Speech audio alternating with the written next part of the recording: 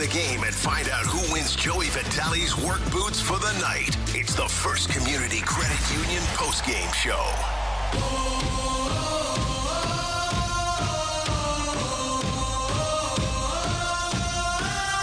4-3 the final score as the Blues season comes to a close, as well as the series comes to a close as the Jets take down the Blues in Game 7. A heartbreaker of a loss as the Blues had a 2-goal lead with a late goal in the second period by Radek Faksa, but 2 6-on-5 goals by the Winnipeg Jets tied things up with less than 3 seconds to go in the third period, and then Adam Lowry with a deflected goal beating Jordan Binnington with less than 4 to play in double overtime. So much to get into to recap this game and this season as a miraculous comeback in the second half ends the Blues season out in Winnipeg. We'll hear from Jim Montgomery. We'll get some reaction from the Blues locker room out in Winnipeg, and we'll have our Ted Drew's 3 takeaways all on our fourth period, our extended post-game coverage. But let's kick things off now as we are live up on our YouTube channel at 101 ESPN STL. Let's head back out to Winnipeg for the final thoughts and the post-game breakdown with Chris Kerber and Joe Vitale.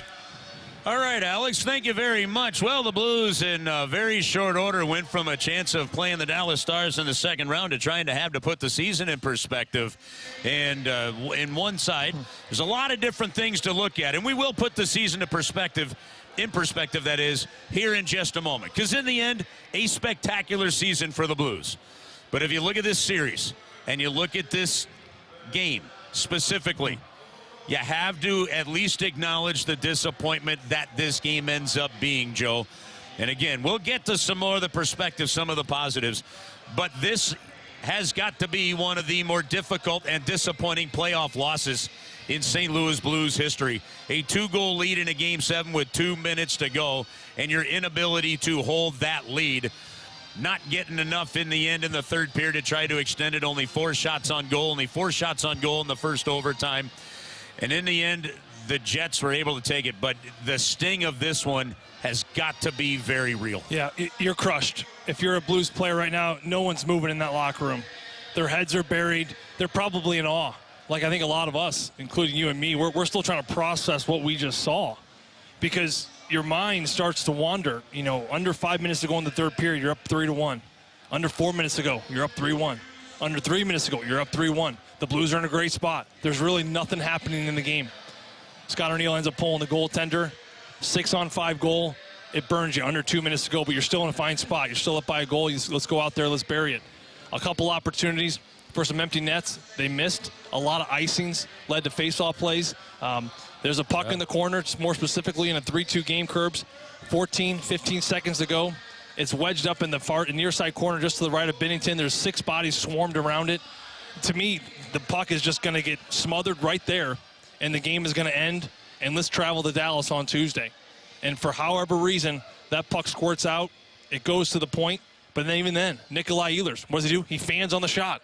And the puck ends up right on the stick of Adam Lowry, who throws it right back to Ehlers, who makes an incredible play to Connor and ultimately a tip for Perfetti. You know, that in itself, you're in awe. You're in a bit of shock. You go to overtime, you get a little reset. I said it to start the overtime, but I think Connor Hellebuck felt that, okay, this is my moment now.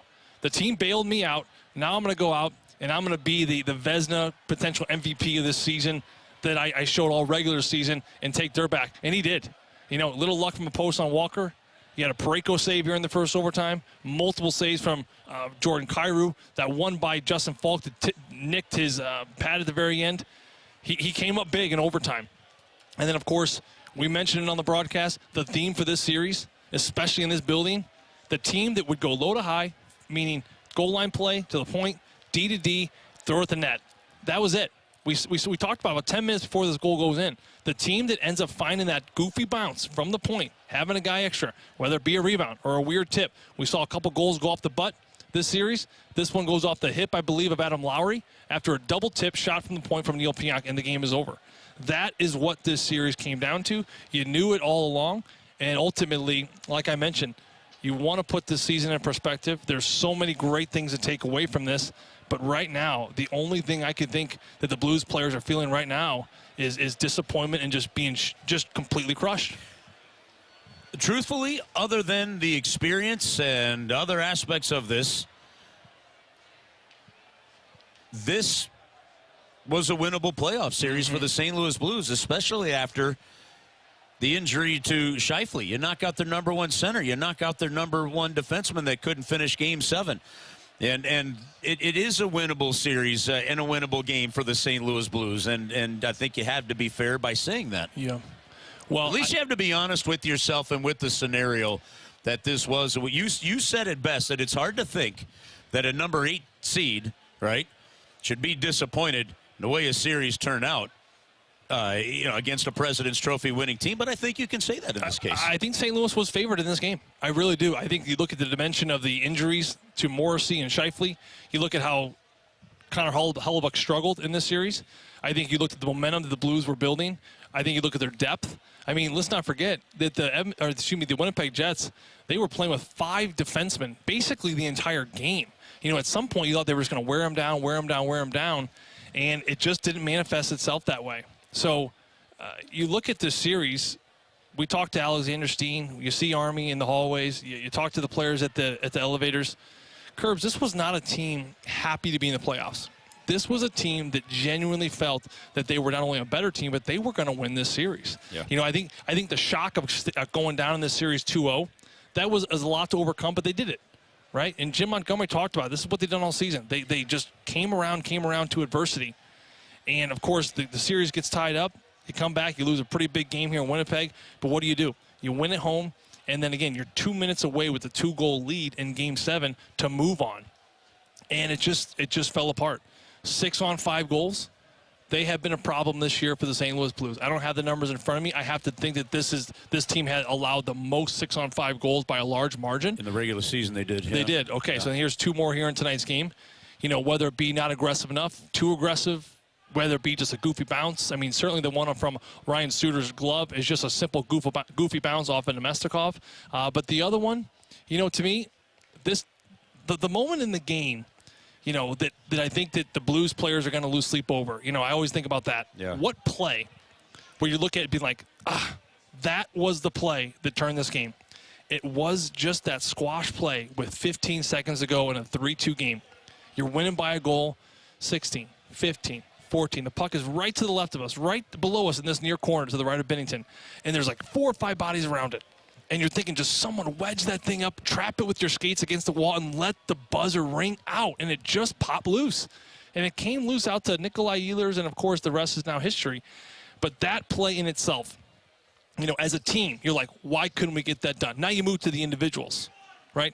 Individually, there's plays in this game that they're going to look back on and say, doggone it, I couldn't have made that play. Whether it be an empty net goal, some guys were trying to go for it instead of just clearing it out of the zone. Maybe it was a battle loss in the D zone that led to this offensive chance here for Adam Lauer that ended up in the goal. Everyone individually is kind of going through the reel in their head about what I could have done better. But you know what? This Blues team, up until 2 minutes, they did everything right. You got the 2-goal lead. You put Connor Hellebuyck on his heels. You took the energy out of this place. And even when they made it a 1-goal game, what did they do? At the end of that second period, you score a late minute goal. Radek Fox will push you right back up 3-1. 2-goal lead heading into the third with Jordan Binnington in that in the Game 7. I would have taken my chances right there, Curbs, and it just fell apart. You look at what now we start to shift to what do you learn in this series. It tells you about where you're at for the future, and then we'll get to the season perspective here in the next topic, Joe. But, you look at the way this game played out. Where are there opportunities for improvement here? You had a third defense pairing that didn't see a lot of ice time in the third period. Very shortened bench, down the second half of this hockey game. Once again, a top 6 forward, taken out of the role for Oskar Sundqvist to fill in defensively. So a top 6 forward that isn't as strong defensively as you need there. You've got the injury factor with a couple of guys out. One of the guys being Tucker, the other guy obviously being Dylan Holloway. There are those kind of scenarios where you do learn if you're Blues management, and those are just a couple, just to name a few. Again, game-winning, game management scenario, slapping the puck down as hard as you can towards an empty net, rather than clearing it somewhat controlled that could have taken a couple extra seconds off the clock. Things like that. That tells you as a management team where your room for filling in holes that you need to get better. because you are going to have to play President's Trophy winning teams. Well, you are, and especially in this division, it's just going to be a smothering division for a long time to come, it seems. I think you saw into a lot of the souls of players in this series. You know, I think we see the physicality stuff, you see the physique, you see the endurance, you see the skill set, you see the shot, you see the saves, you see the block shots. Even during the season curves, I'll take a step further, you see the tenacity, you see the effort, right? You see all those kind of intangible things as well. But this realm of playoff hockey is something different, right? You kind of have an opportunity to see in the soul of another player. You know, I'm looking at Kyle Connor, for example. That doggone Kyle Connor can battle. He's a hockey player. You know, he battles and he competes. I had a great conversation with Alexander Steen earlier in the season, right before the year kicked off, and we talked about the elite players in this league, and he mentioned a player like Kirill Kaprizov. You know, you have to be able to have that compete. You can't just get away with being a skilled player anymore. And I'm watching Kyle Connor and Nikolai Ehlers. They're winning battles all over the ice. I'm watching Robert Thomas, a skill guy, winning a battle, finishing check. Same with Buchnevich. You know, there's an opportunity here for Doug Armstrong to look into the soul, and he saw what Cam Fowler can bring. You know, you still have the giddy up and go of a Jordan Binnington. It's really unfortunate because you allow the 4 goals, and I don't know if he could have had really anyone, especially that last tip one at the very end. There's just not much you can do. The Cole Perfetti, again, what can you do? The one off of Ryan Suter, what can you do? Goofy, weird, awkward bounces so you feel good about your goaltender. You feel good about your top pair, right? You're feeling good about the depth. Jimmy Snuggerud, to me, took a huge step in this postseason. He opened eyes, right? You're seeing into the soul about who wants to show up in this environment. Jake Neighbors, hostile environment. Braden Shen, to me, I felt great about him to start the year. I mean, I don't know how I could have felt better about the guy, but he led this group from the 4 nations on, and he was a massive bona fide leader and a hero to me in this series for what not only he did physically, but also the leadership qualities he brought to the younger guys and really corralled this group. So like you said, there's a lot to break down. There's a lot for Doug Armstrong and company to really look at. But in playoff hockey, you do see that. You see the soul. You see players like Radek Faksa, who's a UFA at the end of this season. Like, I want that guy on my team. The face-offs, the blocking shots, his line contributed. Nathan Walker, for gosh sakes, in and out of the lineup his whole career, finally got to a line and stuck, and now he's off and running. To me, that's a game where those are the guys you want, and you know where to build come this offseason. All right, putting the season into perspective here for you, I made a list of things, and I'll just rattle through them for the folks to just kind of understand this season. But I want to take you back real quick to 2 seasons ago, 2 full seasons ago, not counting the current one that just ended, so I guess 3 full seasons ago now, where the St. Louis Blues, because of the way things are going, decided that they were going to philosophically make an organizational change. They traded Ryan O'Reilly, Vladimir Tarasenko, Niko Mikkola. They traded Ivan Barbashev, right? They traded Noel Acciari. And Doug Armstrong sat in front of everybody and said, here is our plan moving forward. It's going to take a few years of short-term pain, but we have a core coming. We know we can get draft picks for these guys, and if we do this now, we think that we could kind of retool, rebuild, get to where we need to go to be more competitive for the long haul and be more competitive in what we've just talked about as a tough Central Division, and do so in short order. Last season was year 1 of that year. This was year 2, and the St. Louis Blues made the playoffs in year 2, and they look like a playoff team here moving forward. How do you get there in that amount of time? Obviously, you keep your starting goaltender in Jordan Binnington. You keep one of the elite goaltenders. But then you had, starting in June, an announcement where Doug Armstrong was extended and Alexander Steen was announced as the GM in waiting for the St. Louis Blues. You acquire Foxa, Suter, the Joseph brothers, and Texier in the offseason. Then, strategically, lay offer sheets on August 20th of 2024 for the services of Broberg and Holloway. But to do that, you had to get that trade done with Pittsburgh. To get the original second-round pick that you had traded with Kevin Hayes to Pittsburgh, you had to get that back to make those offer sheets happen. You did. Then, after the season starts the way you don't really like it, the Boston Bruins fired Jim Montgomery, and on November 25th, you hire Jim Montgomery. You've got injuries to Broberg. You've got injuries to Leddy. The management doesn't feel that the defensive group can handle the kind of minutes they were doing. They needed help. And on December 14th, they acquired Cam Fowler. Then you play in the Great Winter Classic at Wrigley Field, which was amazing. Thomas comes out with a second half that was just spectacular all the way through, becoming only the 5th St. Louis Blue 25 or younger with 80 or more points in 2 seasons, joining Hull, Federico, Gilmer, and Shanahan. all Hall of Famers. You had the 12-game win streak. You had a 14-game home win streak to end the season. Binnington becomes your all-time leader in franchise wins. They had the growth of Neighbors, Bolduc, Tucker. Snuggerud turns pro. You had to win a final game 82 to make the playoffs. The WTF line came together. Sundqvist stays healthy and showed what he can still do in the playoffs. You got extensions for Neighbors and Toropchenko. Braden Shen says, no, I'm staying at the trade deadline. How big was that? Dvorsky makes his NHL debut. Career highs in points for Colton Parayko and career highs in goals. You put all that together, that is a heck of a season for a team that has flipped the switch, and they have no longer. They're not in a rebuild. They are in go mode. Well, Curbs, you bring all that together, and, the youth stands out. Jim Montgomery hire. You have him for 5 years. That stands out. Like, there's a couple great things there. The experience for the young guys now in play. If you put that season together, and you told me at the beginning of the year, if you read that rap sheet off, and you said, but they don't make the playoffs, I would consider that a great season. Right. Because of you got your coach for 5 years. You're showing that the young players are good and they're skilled and they can be in this league. And then to me, that's kind of the two pillars, right? Because that's the direction we're moving. The young players stepping up, and you got your coach that can kind of groom them. So we have those two things. But now, to me, again, this is a cherry on top just to kind of spin this in a different perspective for the positivity of now moving forward. You have that year you just ripped off. But you also have playoff experience for those young guys. This one burns. This one crushes. This one kills. But I promise you that Zachary Bolduc, who had a great year, 19 goals, just one shy of 20, which was his goal. I promise you, players like that, and Jake Neighbors, Jimmy Snuggerud, who at spurts in this series was the best forward on the ice. The way he's zipping the puck, the confidence he has. You look at Broberg, you look at Holloway, the burn that they feel, that is going to set them up for something better.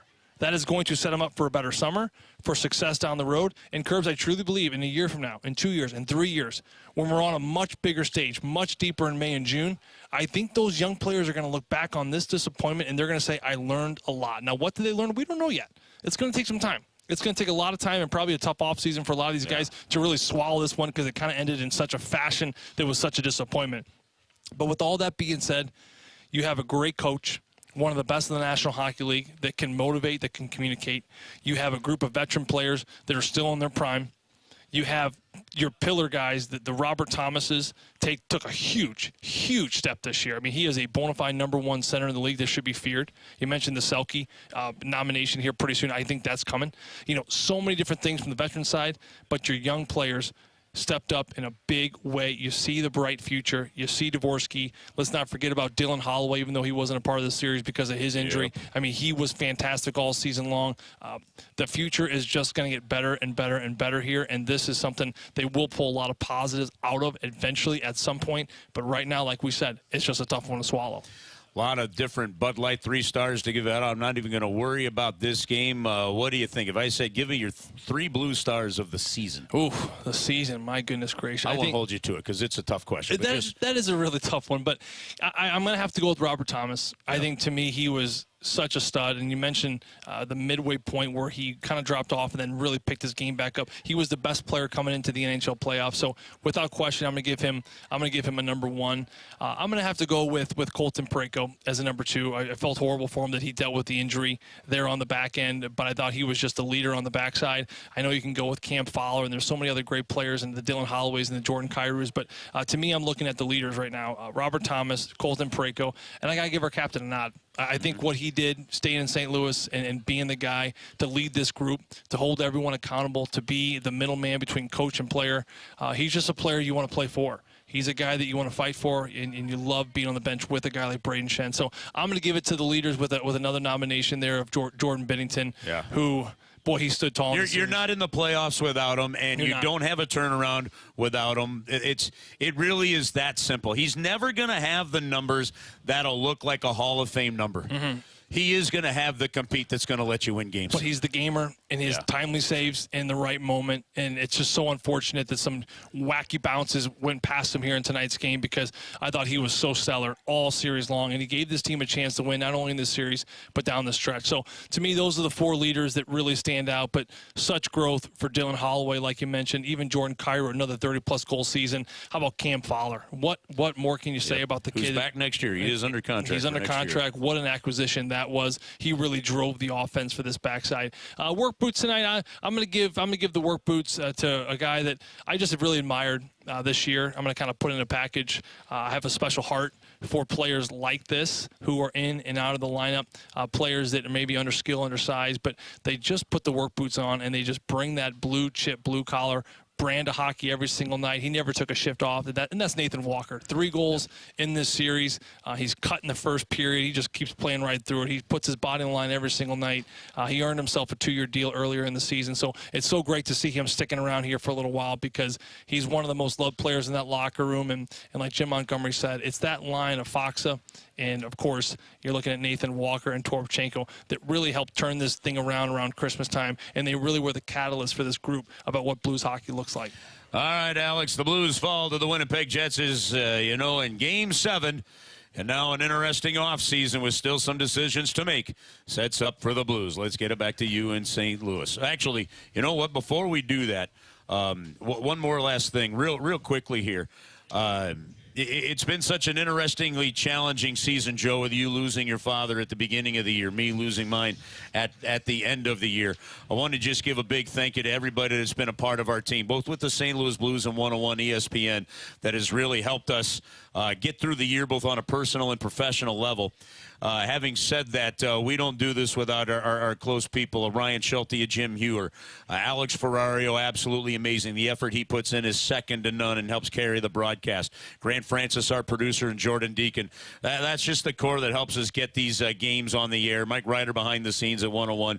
Big thank you to all of them for helping us get through the season. This was not an easy season, even professionally. It was even tougher for both of us on a very personal level.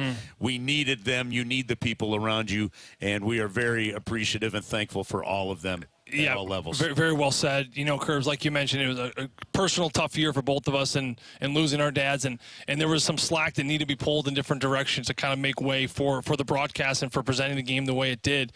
And without the group you just mentioned right there, it doesn't get done.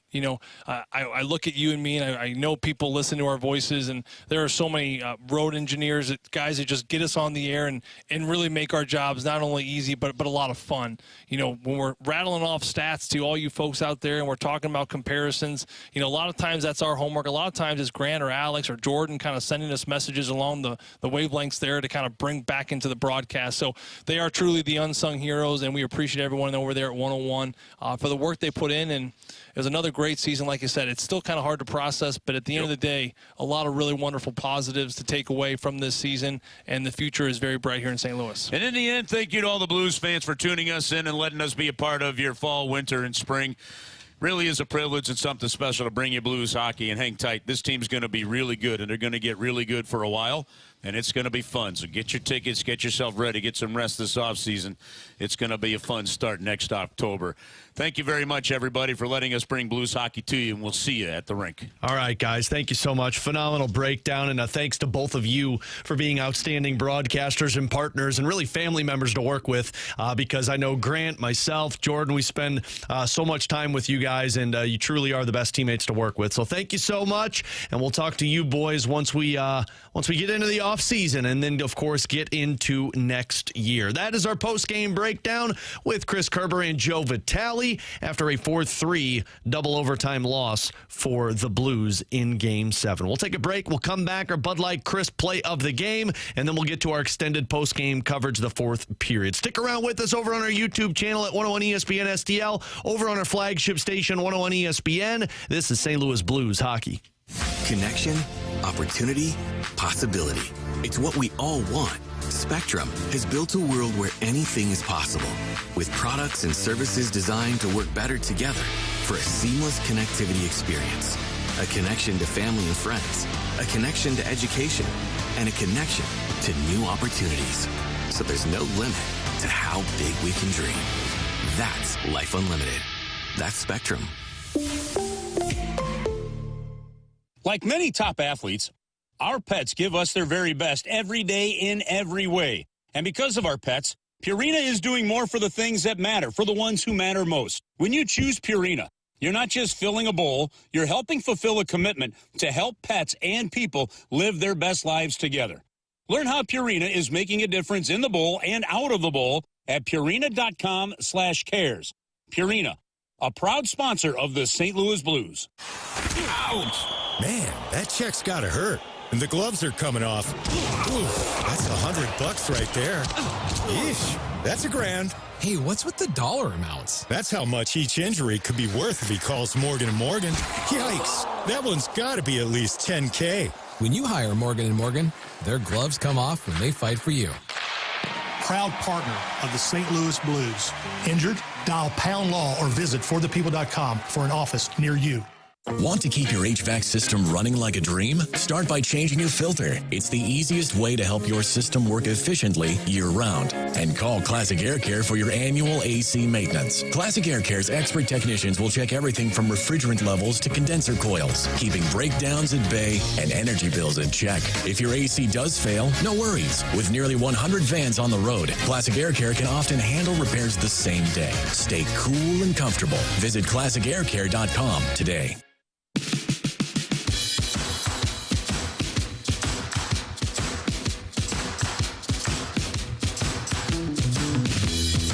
Trying to check it loose. Barron works it in on Letty. Trying to get it to the middle to Appleton, and it goes to Toropchenko. Leaves it back to Broberg. Cleared out to the tape of Sundqvist. His teammates change him behind him. Oscar dumps it in. They release him as DeMello gets to the puck. DeMello throws on the brakes. Blues strip it. Side of the net. Lowry able to pick it up. Down to 4:24 to go. The play's getting a bit sloppy, folks. Here's Lowry. Rush as they go end to end. Blocked away by Fowler. Sundqvist is there. Trying to find what he can do with it. He had to eat it. And then off the point it goes. Pionk wide open. Fleury near wing. Slap shot wide off the glove and then off the post. Into the far wing. Going back down to Lowry. Lowry to the line. Pionk to Fleury. Fleury side of the net to Connor. Connor into the far corner. Back to the blue line. Back to Neil Pionk. Traffic. They score. A deflected puck. And the season is over for the St. Louis Blues. The Winnipeg Jets win in double overtime with 3:50 to go, completing a miraculous comeback and ending a special St. Louis Blues season. Hurts to hear Adam Lowry. I hate doing it, but we give him the Bud Light play of the game. Easy to celebrate with that play as a deflected goal goes past Jordan Binnington. All four of their goals tonight were deflected shots, and that Adam Lowry one was about as crazy as you can ask. It deflected off of three different Jets players. It was shot from Pionk, who, by the way, we'll talk about this more in a little bit, but props to Neil Pionk. That man played over 46 minutes of hockey tonight, got the assist, but the shot from Pionk goes off of Sundqvist's leg, then off of Lowry's stick, then off of Colton Parayko's butt and into the back of the net. So just a puck that had eyes all the way to the back of the net, and Lowry's third goal of the playoffs and his only first goal with a goaltender in net is the reason that the Blues season is officially over. Again, the Bud Light play of the game, easy to celebrate thanks to Bud Light. So a double overtime loss for the Blues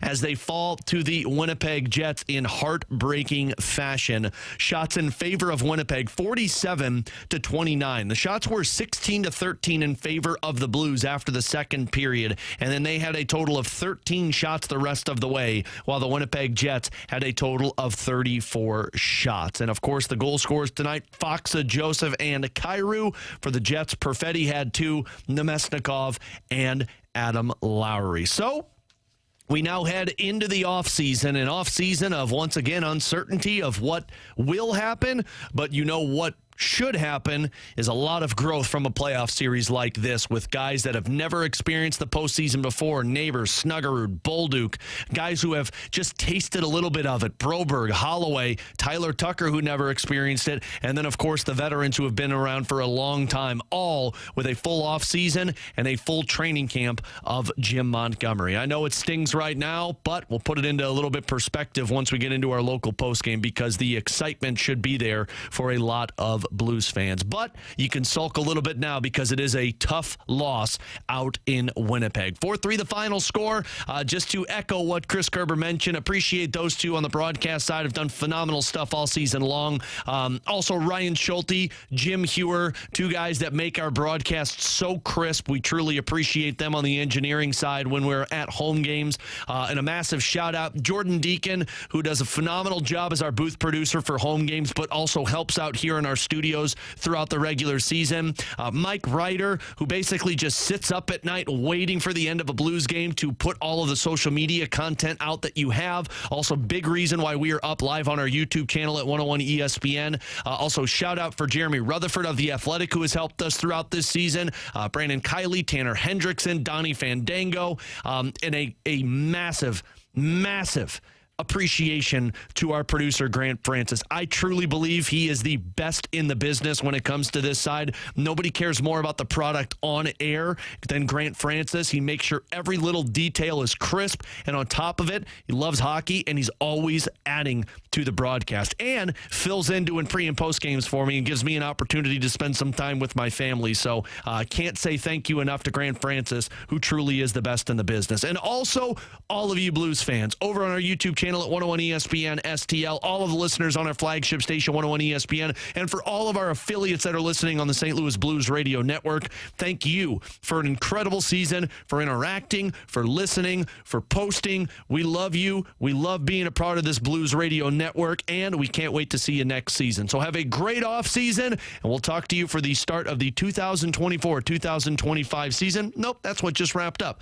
The 2025-2026 season. We'll talk to you in September right here on the St. Louis Blues Radio Network. St. Louis Blues hockey has been brought to you by Enterprise, hometown partner of the St. Louis Blues. You can count on Enterprise to keep you moving forward. By Stiefel, hometown partner of the St. Louis Blues, invested in your success since 1890. By Bud Light, official beer sponsor of the St. Louis Blues. Bud Light, easy to drink, easy to enjoy. By BJC Healthcare, you deserve extraordinary care. By Washington University Orthopedics, team physicians for the St. Louis Blues and you. By Ticketmaster, the official ticket marketplace of the St. Louis Blues and Enterprise Center. By Toyota, Blues fans score big with a new Toyota. Visit your St. Louis area Toyota dealers today. Toyota, let's go places. By Pepsi Zero Sugar, full Pepsi flavor without the calories. It's delicious, it's refreshing. Pepsi Zero Sugar, zero never tasted so good. The official soft drink of the NHL and your St. Louis Blues. And by Dobbs Tire and Auto Centers. The real deal, for real deals, since 1976. This has been a presentation of St. Louis Blues hockey through the facilities of 101 ESPN Radio. This is St. Louis Blues hockey. It's time for the First Community Credit Union Blues postgame show, powered by Scott Lee Heating Company. On 101 ESPN.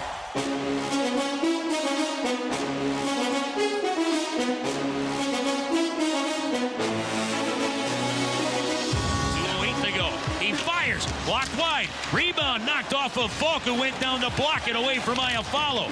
Shen can't clear. Sandberg holds it in. Pionk again to Nemesnikov.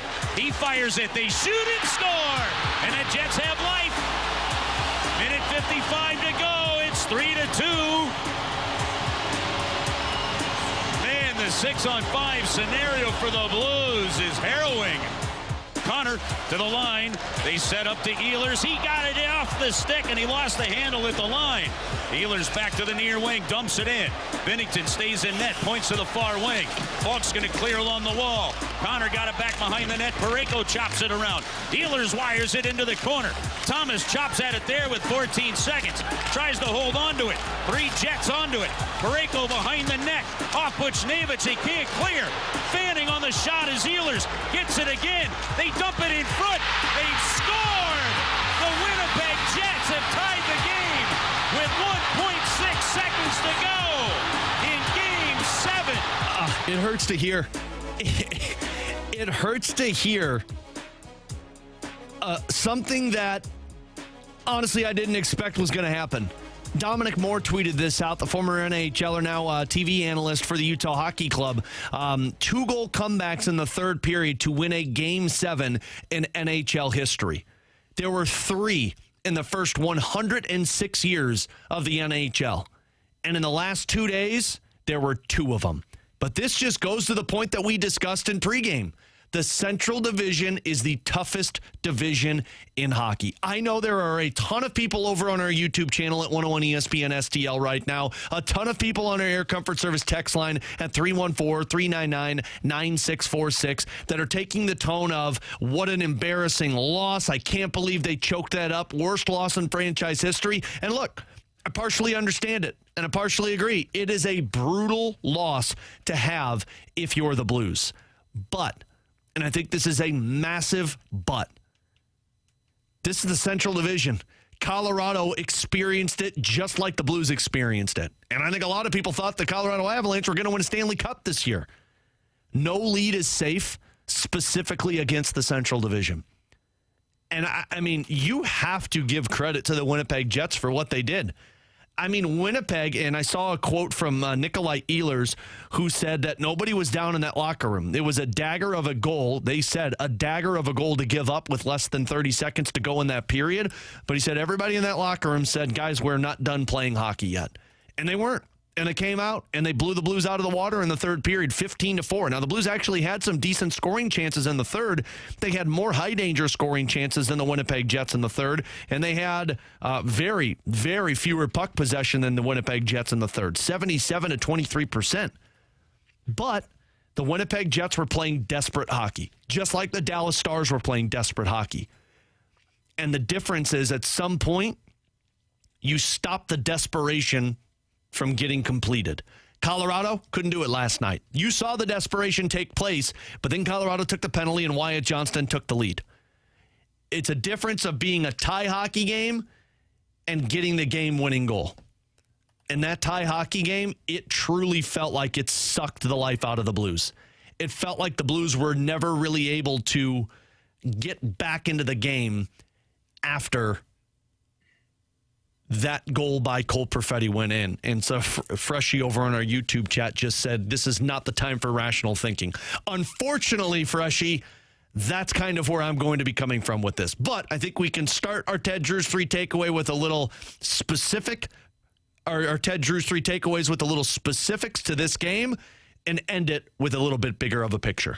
It's time for tonight's 3 takeaways, presented by Ted Drew's. Real custard, real tradition. Ted Drew's. It's St. Louis. I like this one from Chris over on our YouTube chat as well. No, everyone needs to freak out. Seriously, get it out of your system now so you don't take it into the offseason. I can understand that sentiment. Look, to me, there's only one takeaway in this specific game. And then we could get bigger picture. We're going to hear from Colton Parayko, and we're waiting to get the audio of Jim Montgomery so when we can hear from the head coach following his team's 4-3 loss in overtime.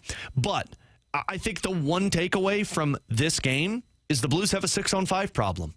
And I'm not saying anything that you all don't know. In the postseason, surprisingly, this was the first goal that they gave up with the goalie being pulled in the postseason. But in the regular season, it was a problem. From the Four Nations break until the end of the regular season, they gave up 7 pulled goalie goals, which was most in the National Hockey League. If you isolate it even further, you go back to when Jim Montgomery took over, they gave up 12. That's 4 more than the second closest team than the Detroit Red Wings. They had 8 of them at the end of the season. Then it was Pittsburgh, then it was Columbus, then it was Toronto. That was the top 5 of goals given up with the goalie pulled. And I specifically remember Jim Montgomery's presser after the Pittsburgh Penguins win, when the Blues kept their win streak alive, but they coughed up the lead and they had to win it in overtime. And Monty was excited, but he said, look, I'm not happy that we had to win that game in overtime. So it's an issue. You know, I was looking at some of the numbers. Jim Montgomery has had these issues in the past, too, with Boston. In the 2 years that he was with Boston, the Bruins had given up the third most goals with the goalie pulled in the National Hockey League. Now, Grant Francis made a really good point with that and put it into perspective for me because, look, Boston led an awful lot because they were the best team in the National Hockey League, so obviously they're going to be giving those up. There were just a couple of plays on that Cole Perfetti goal that you look at. The first one was the puck along the boards, and you lost the battle. I think it was Robert Thomas, if I'm not mistaken, or Braden Shen, one of the two. Second one was Pavel Buchnevich blocking the shot and then not getting the puck out of the zone. And then the third one for me was the puck along the far side boards. Justin Falk was tied 1-on-1 and wasn't able to pin that puck on the boards, and this puck squirts loose, and they kept it alive. But it also goes back to Pavel Buchnevich shooting at the empty net. I don't have that big of an issue with that decision. Joe's right. We see this a lot in the National Hockey League because you're one shot away from ending the game. You're also one shot away from an icing that results in a faceoff win and the other team score. And that's what happened there. I'm not going to blame Pavel Buchnevich for that shot. If you're going to blame something, you weren't able to kill that play with 8 seconds left to go in the third period. But really the momentum started with that Nemesnikov goal. That Nemesnikov goal is where you allowed the Winnipeg Jets to feel like they were still in the hockey game. And you just didn't have that push. You just didn't have that push at the start of the third period. A couple of scoring chances. You weren't able to get enough through. And then, of course, Winnipeg got on the Jets, pun intended, and they just kept pushing. And look, the goals that beat Binnington weren't point-blank shots that your goalie didn't save. They're deflections. You weren't able to box out, but also they were tips. I know this is going to sound like a cop-out answer. We talked about bounces in this series. Puck luck was going a lot of different directions. In the first couple of games, it was going Winnipeg's direction. In the home games for the Blues, it was going the Blues' direction. Tonight, I truly feel like the pucks were bouncing for Winnipeg, and hence the Nemesnikov goal that was deflected off of a dude's skate, the Cole Perfetti goal, which deflected off of a couple of guys' skates, and then, of course, the Adam Lowry goal in double overtime that went off of 3 different bodies. Here's the thing on that Lowry goal. The Blues were gassed. I truly, and we'll hear from Jim Montgomery in a little bit. We'll hopefully hear a little from the locker room as well. I truly think that first overtime was the Blues still trying to shake off Winnipeg scoring the tying goal with 2 seconds left, because you just don't shake that off. And then I also think that second period was just Winnipeg had more juice. I mean, we heard Murat Ates in the reporter's notebook today talk about how this is everything for Winnipeg. This could mean the teardown of their team if they don't win. So there was a lot more desperation on the Winnipeg Jets side than the St. Louis Blues side. But it does sting. They didn't have Scheifele. They didn't have Morrissey for 2 periods. And the Blues just couldn't continue to capitalize. And you also kind of let Connor Hellebuck off the hook. He gave up some soft goals, and you put 13 shots on him from the second period on. So those are some areas in the game that got away from him. But I do think it's important, and again, I know I shouldn't be so calm and level-headed. I do think it's also important to add into the takeaways kind of what this season has been. Because another takeaway for me in this was what the Blues discovered about themselves. I'll be honest, I didn't think they had this in them. I did not think they had the ability to make the playoffs, go deep in the playoffs, and frankly go toe-to-toe with the President's Trophy team and look like they deserved to win the series. And the fact that they were able to figure that out in a matter of 3 months under Jim Montgomery with the roster that they have in place sets up for a lot of excitement. You know, I can't sit here and say that they didn't have Dylan Holloway, and that's a massive reason why they lost, because Winnipeg didn't have Mark Scheifele, Nikolai Ehlers, or Josh Morrissey, and they won the series. But your offense did get impacted a little bit. You know, you look at the even strength points for guys like Jordan Kyrou. Tonight was his first even strength goal in the postseason. Braden Shen had 1 goal, and it was an even strength goal. Or he had 2 goals. One was an even strength goal and was a -2. And then, of course, the trickle-down effect of what you were trying to find. Neighbors was playing on that second line. He had a really good playoff series with 6 points in 7 games, but was still a -2, and that was somebody who was typical playing with Robert Thomas and Pavel Buchnevich. Buchnevich ends the series with 7 points. Robert Thomas ends the series with 9 points. Overall, you've discovered another level for your team. And I know this sounds crazy to say, but to put this into perspective, at least for me, Winnipeg had the bigger push, but Winnipeg had a lot more to lose in this series. Imagine what this can do for a group of guys who didn't expect to win. We played the audio of Jim Montgomery. Nobody now they probably expected to win, but fans, there was no pressure on this Blues team. It was free hockey in terms of being here.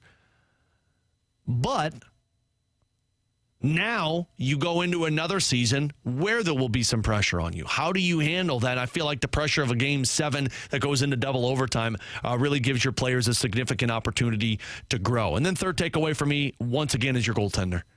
And this shouldn't be a surprise by anybody, but it is insane to say that a team loses a series and the losing team's goaltender was significantly, night and day, better than the winning team's goaltender. Hellebuck closed the door in the third period, and I'll give him credit for that. But I also will say that the Blues did not put enough pressure on him. If I think back on the games on the road, Game 1, 3 shots on goal in the second period. Game 2, 4 shots on goal in the second period. Game 5, 4 shots on goal in the second period. Now tonight, you had 9 shots in the second period, but the third period is what got away from you. And once again, a third period that has bit you. Game 1, you gave up 2 goals in the third period to cough up the lead, and then the late goal before the end of regulation by Kyle Connor.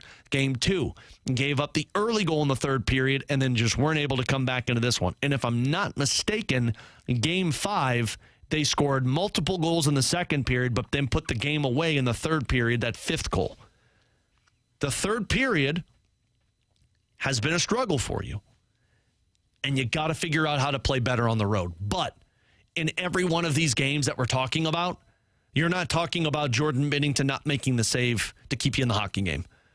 You're talking about bounce that went away, a breakdown that defensively took place, or how you weren't able to generate enough offensively.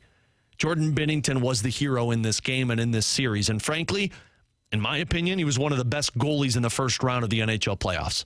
I know Frederik Andersen's going to be up there for how he was in Carolina. I know Sergei Bobrovsky's going to be up there for the Florida Panthers. I don't know of another goalie that has been better than what Jordan Binnington was for his team. And again, he's on the losing side of a 7-game series. So just some of my takeaways, and I know you all have a ton of takeaways, and we'll get to those in just a bit. But let's hear a little from Colton Parayko after his team's loss in double overtime. I think having on that game-tying goal there. Yeah, that was a good play. The D-man went back, crossover, back to net front, and just good tip in front. It's kind of surprising that Ehlers went cross ice with just 3 seconds there. Not necessarily. I mean, he's obviously a smart player. He must have saw it there, and but yeah. What's the feeling when at the end of regulation when that puck goes in, when you look up and see that you were 2 seconds away? And then I mean, yeah, it's not ideal for sure, but at the end of the day, it's we still gave ourselves a good opportunity to come in building and win. Obviously, very good team over there. Credit to them. They had a great series, and I thought we've had a great series as well. It was a great battle.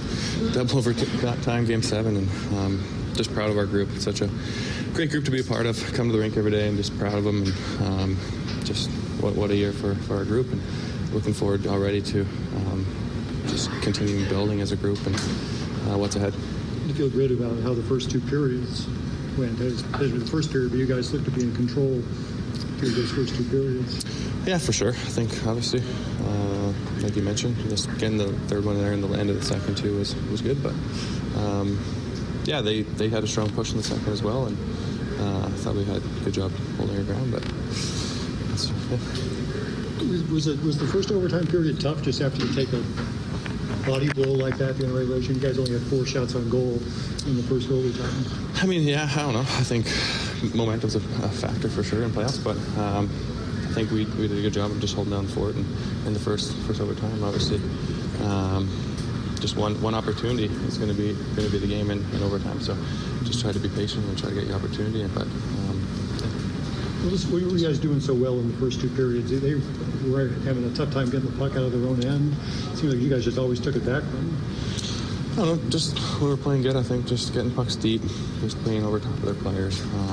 Obviously, I thought we played well, obviously, 6 on 5. Near the end, we played a pretty strong game overall, but yeah. Big picture, how do you look at this? I mean, so many people counted you out not making the playoffs, and then to get as far as you did in this series. Big picture, how do you look at everything? Just our group. We have, like I said earlier, it's been just so fun to come to the rink every day this season and be with this group. They work hard, extremely hard. I mean, obviously, I wasn't on the ice, but watching them go on that long win streak was exciting, and just, like I said, special group. And obviously it sucks now, but I mean, it's a good opportunity. We're already looking forward to next year since, yeah. In these cases, you guys learned so much during this last, 3 months of the season? Yeah, I guess so. I mean, just a relentless group. Group that we're just willing to buy in for each other, do the little things for each other. Everyone's buying into the role. Like I said, it's just a joy to come to the rink when things are going that way, and we're playing that way. Colton, I know you touched on it earlier. If I could re-ask the question, just 6 on 5, it just seemed to be a tough thing for you guys this season. Just why do you think it was that way? I don't know. I wish I maybe had the right answer, but I think just making sure that we're making sure we're, I don't know. I think when we're good 6 on 5, we're at the net front. We're pushing out fast, making it hard on them to make plays. But I don't know. No, I haven't really watched exactly. So, yeah. There you go. That's Colton Parayko, and we'll hear from Jim Montgomery and the others on the other side of this commercial break. But he talked about it, saying it's an area of our team that has not been good all year, and it's an area that I, as the coach, have to be better at so that our team is better next year at pulled goalie situations. Real quick, two text/chats that I wanted to mention. One from Michael over on our YouTube chat says, I get what you're saying, Alex, but let's not sugarcoat this. It was an epic choke job, and future successes are not guaranteed by anybody. They blew it. And then another one from the 636, Alex, just say it. They stunk at 6 on 5 situations all year. They choked. They were outshot 47-29. That's not puck luck. Okay. Maybe I didn't make this clear enough. Yes, they let this game go. They blew it. But I also think it's important to not sit there and dwell on the fact that they let the game go when this wasn't even supposed to be a season where they were in the playoffs. And I understand what you're saying, Michael, of these playoffs aren't guaranteed. You have to make the most of these. Yes, but you have a ton of guys that were getting that first-year experience. Again, I'm not trying to make this is smaller than what it is. This was a bad loss because you should have won this series. Your 6 on 5 is a problem. That is something that has to get fixed. But this is a group that's not even at the beginning of their window opening. And why it felt like from the start of this season, the playoffs were important. Because if you can get a taste of what it takes to be in the playoffs, it sets you up for long-term success. And why I'm sugarcoating this, if that's what you want to call it, I go back to an interview I had with David Backus, 2008-2009 season. He talked about how that team scraped by in the second half to get into the playoffs. They were riding a high, and then they were swept in the first round. 4-0. I think it was against Vancouver. And he said that was a eye-opening moment for us, that we knew how much it took to get to the playoffs and what the next level we had to find to have success in the playoffs. They missed the playoffs for the next 2 years, which I don't think the Blues are in that spot because they also didn't have Ken Hitchcock from 2008 to 2011. When they got Hitch, they made the playoffs for 9 out of 10 consecutive years. That was the window that was opened. And in Backus's mind, the captain at the time, it all started from that 4-0 sweep to the Vancouver Canucks. Now, that's got to sting a lot more than this, but this is going to live rent-free in these players' heads moving forward. The guys that were on the ice, the guys that were on the bench, the guys that played in the second and third period that didn't get enough shots on Connor Hellebuck. So, no, I'm not sugarcoating this. What I am is I'm looking at this big picture of a team that let a game go, that knows they should have gotten on to the second round, but also just took every single moment in this game as a learning experience that says there's another level for us to get to.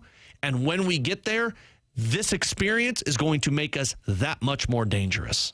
Alex, for me, the way I think about it in two different ways. Number one, obviously, to preface this, it's an awful way to lose. You can't let in 2 goals in the final 2 minutes to tie a game when you're up 3-1. It just can't happen. But you can look at it one of two ways. And 2 ways that I look at it is, number one, and it goes kind of back to what Joey was saying towards the end there of the broadcast.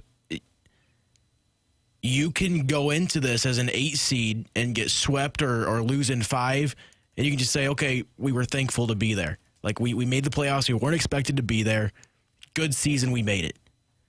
Or you can go to Game 7 and lose in double overtime. As much as it's more painful to do it that way, you just took 3 games from the best team in the NHL, and you just ran out of the building the best goaltender in the NHL from the regular season. So you can look at it that way. I also look at it as, go back to that team when they started consistently making the playoffs, starting in 2012.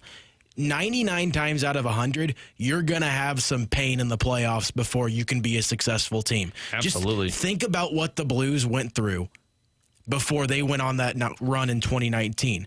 2012, you win the first round, you were going up against an inferior San Jose team, but then you get swept in the second round. It was like you were never there. 2013, you go up 2-0. You get reverse swept by LA when you're the home team. Mm-hmm.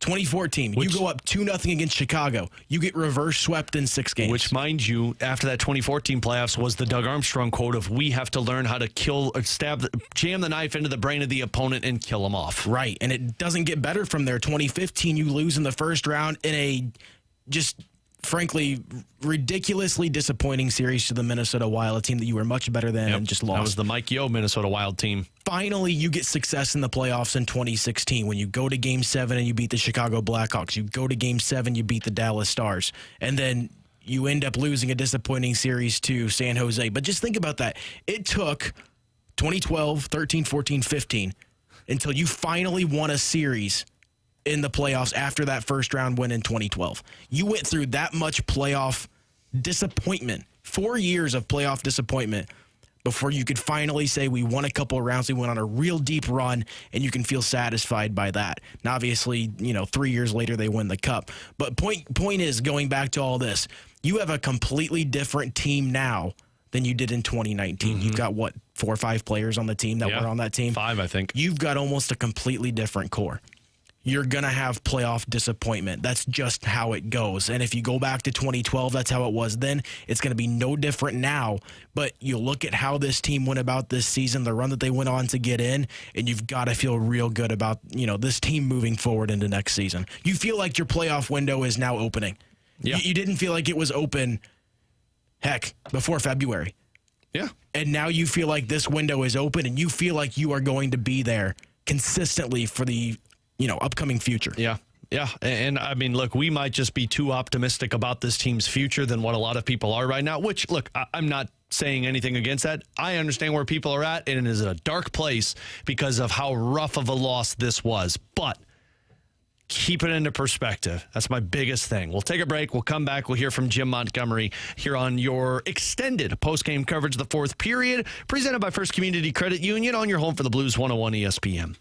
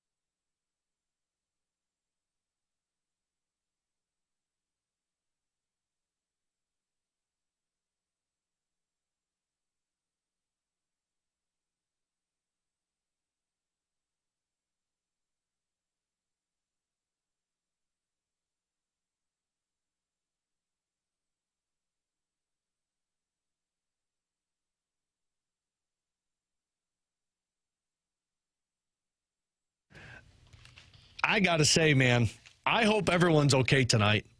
I hope everyone is okay tonight because there is a lot of darkness taking place over on our YouTube chat. We like to call it the graveyard on BK and Ferrario at 101 ESPN STL over on our YouTube. You can check us out here on the fourth period, extended postgame coverage here on your home for the Blues 101 ESPN. The expectation going into this season was what? Start of the year. Well, it'd be nice if they made the playoffs. First month or two in the season. Well, maybe you get a top 5 pick. December, we were talking about, this team's never had a first overall pick since Eric Johnson. It'd be nice to get a really good pick. February 23rd, when they lose in a shootout to the Winnipeg Jets. Doug Armstrong needs to blow it up. Then they go on and win against Colorado, against Washington, and people are like, oh, interesting. Parayko goes down. Blow it up. Get rid of it. It's not going to work. They rattle off 12 in a row. And that's when people started to be like, maybe they can come and do some damage.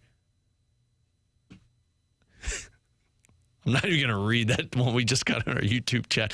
I'll let people that are over there read that one.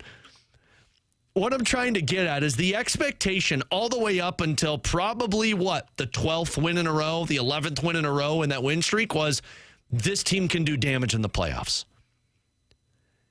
And now, after a bad loss, I'm not ignoring that, we are going to shift it to, this is going to ruin the future of the team.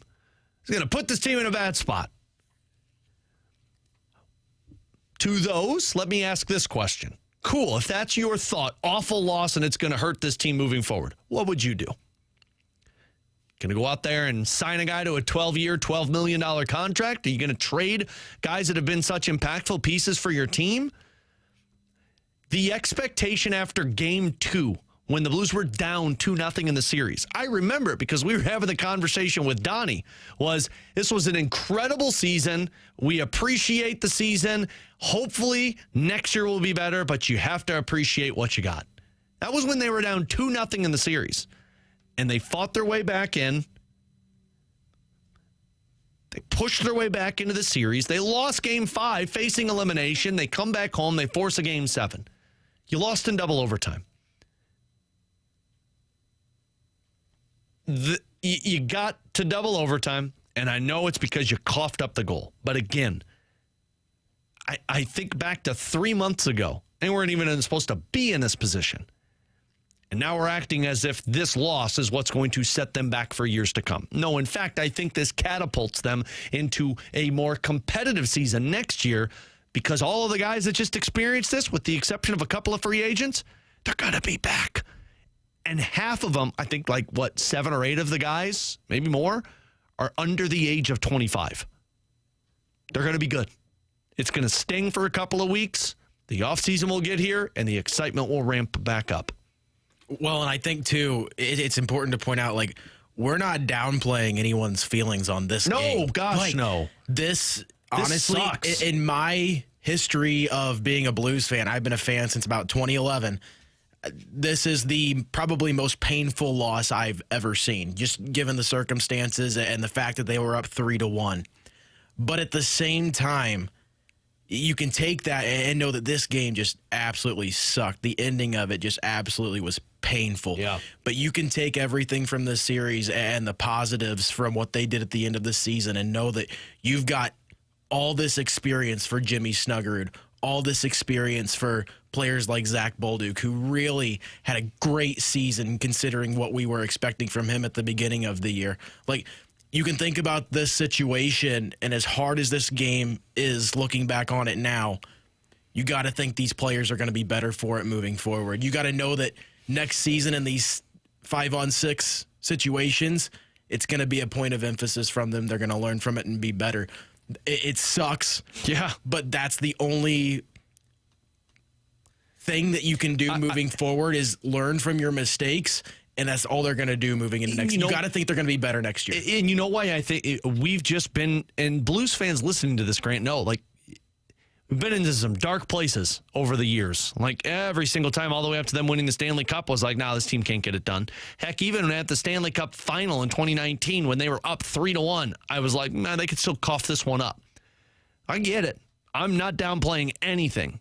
I guess I'm trying to ease the pain of tonight compared to what the pain would be from years past, because, you know, it was a lot more painful in 21 and 22 when you lost in the first round to Colorado, when you lost in the second round to Colorado, because that was a team that was older, and that was a team that you knew was going to be broken up soon, and you were about to go into some dark days.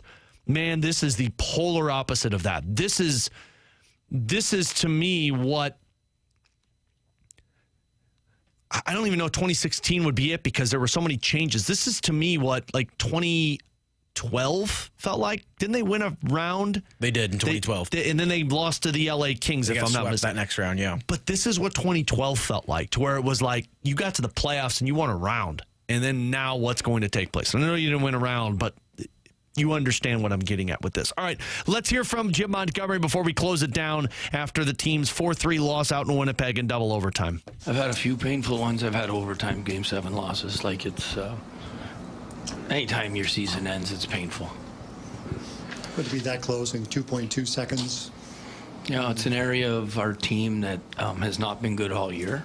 And it's an area I have to get better at so that our team's better next year in that pulled goalie situation. Jim, that's what I was going to ask you. Why do you think the 6-on-5 was such a tough thing for you this year? And could you take us through that game-tying goal? Yeah. Well, the game-tying goal, he breaks a stick, and we think we can get the puck and win the battle. Unfortunately, we didn't. And we're out of structure, and that's why there's an odd man. There's 3-on-2 at the net. They whiffed on their one-timer, and it went right to a guy at the slot. Like, sometimes, you know, for whatever reason, puck luck in this series, if you look at the home teams, the puck luck was incredible. That's why I think you ended up with 4 wins by the home team, 7 wins by the home teams. And the 6-on-5s, is it execution? I don't want to continue to talk about 6-on-5. The season, like I said, we'll analyze it. We'll get better. Okay? But right now, season's over, and you know, we can analyze this at the end of the year. In the first overtime period, after such a stunning way to have to go there, was that tough? In the first overtime, you only had 4 shots on goal. I thought we had opportunities to make plays, and we didn't. I thought, you know, we forced a little too much offense, didn't spend enough zone time in the first overtime. Second overtime, we were a little bit better. Jim, Radio-Canada, il y a plusieurs francophones dans ton équipe, autant dans le coaching staff que dans les joueurs. Qu'est-ce que tu aimerais leur dire à ces joueurs-là et à ce coaching staff en français?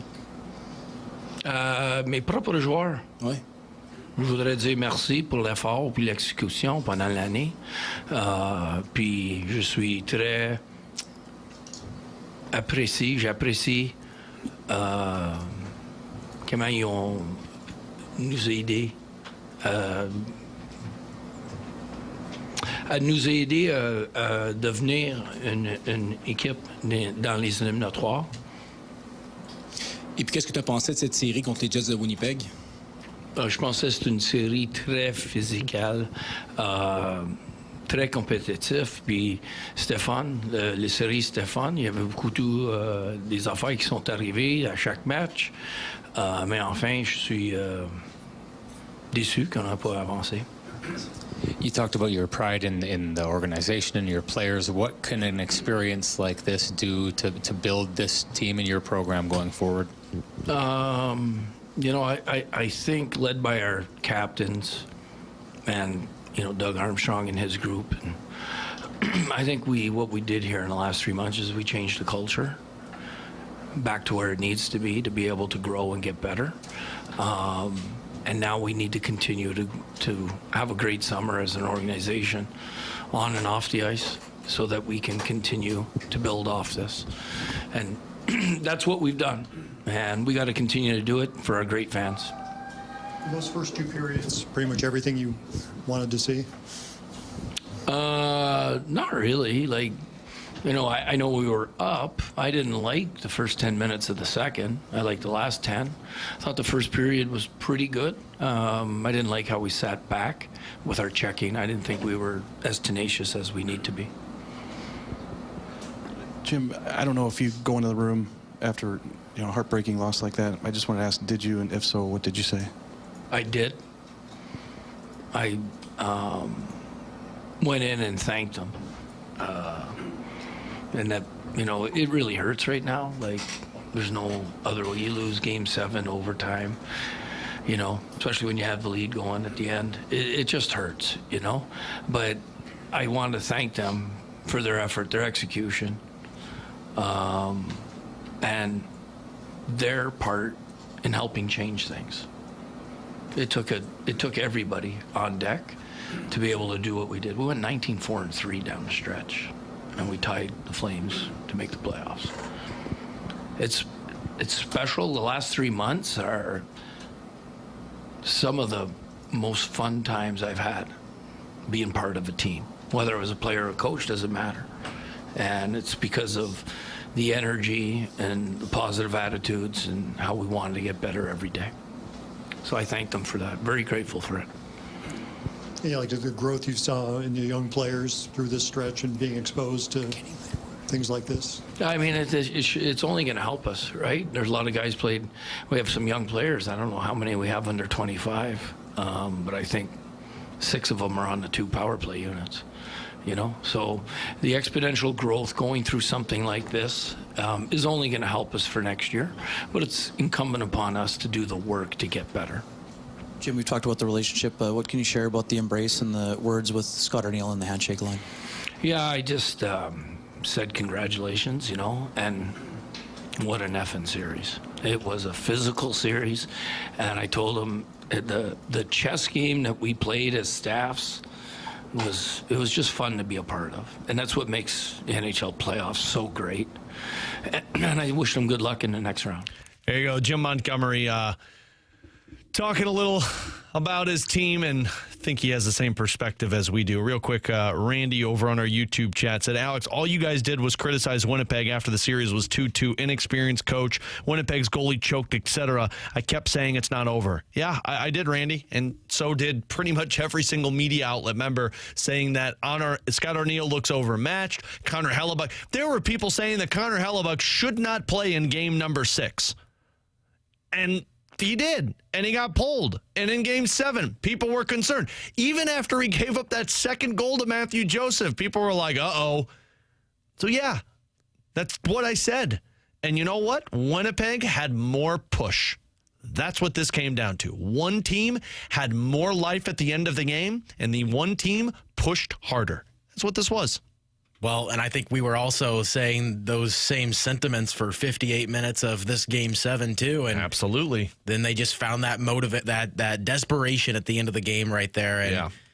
I mean, there's no other way to put it. The team found their desperation. They got that one goal. That's all they needed to pick up the momentum, and they were able to get one to the back of the net and with 1.6 seconds left. And at that point, you just have all the momentum carrying it into overtime there. So, but to that point of talking about the coach and the goaltender, I still don't think Connor Hellebuyck had a great series at all. Binnington was he didn't even have a good better. Game 7, in my opinion. He had a good couple of periods at the end in the third and then in overtime, but let's see what he was nothing spectacular in this Game 7. I think that's one thing the Blues can hang their hat on in this series is that they got to Connor Hellebuyck like nobody thought they would. Okay, this is wild. I want people to understand, according to Money Puck, which is goals saved above expected in the playoffs, Connor Hellebuyck has a worse goal save above expected than Stuart Skinner. That says something. Stuart Skinner was yanked after 2 games in the playoffs and did not play again. Hellebuck's goals saved above expected is minus 10.1. Yeah. I will continue to say that Connor Hellebuyck was the worst goalie in this one. And frankly, do I kind of feel that they're going to get beat by Dallas? I do. Because they don't have the goaltender. Well, and I don't, honestly, looking at that series, I also, goaltending aside, I think this series, whether it was the Blues or the Jets that made it to the second round, I think it was going to be really tough for either team to come out of that series just because of how banged up either team is going to be after this round one with how physical this series was. It's going to be interesting, especially with Morrissey not playing tonight, Scheifele not playing tonight. It's going to be interesting to see how that, continues to develop in the second round for them. Absolutely. So that is going to wrap it up for us tonight as the Blues fall in overtime, or double overtime, 4-3 after coughing up a 2-goal lead. That third one with a 1.3 or 2.3 goals or seconds left to go in that period. So we head into the offseason, an offseason that I know is going to be very exciting and people have a lot of questions over. We'll get the end of the season presser, I would imagine, later on in this week. Hear from Doug Armstrong, Jim Montgomery, and a few of the players following this season being over. And once again, just want to shout out everybody that has helped us out this season. John Kiowski, Tommy Mattern, of course, doing great work for us, and the head of our radio station here at 101 ESPN, Mike Ryder. Can't say enough about him for all the work that he does. Of course, Jordan Deacon helping us out this season. Everybody who has stepped in and kind of helped out on the broadcast side, but of course a massive thank you to Grant Francis, who is a key piece of our broadcast team. We do not sound as good as we do without Grant's incredible work. So big thank you to him, and a big thank you to all of you, even though I like to point out when you get angry or frustrated, I really do love all of the conversation that we have on these Blues broadcasts, and I can't wait to do it again next year. So enjoy the rest of your night. Enjoy the rest of the off season. I, of course, will talk to you Monday through Friday from 11 to 2 on BK and Ferrario, but we'll talk again for Blues hockey in September once the 25-26 season begins. Have a great night. Blues fall in Game 7 to the Winnipeg Jets, and we will talk to you next year right here on your home for the Blues 101 ESPN.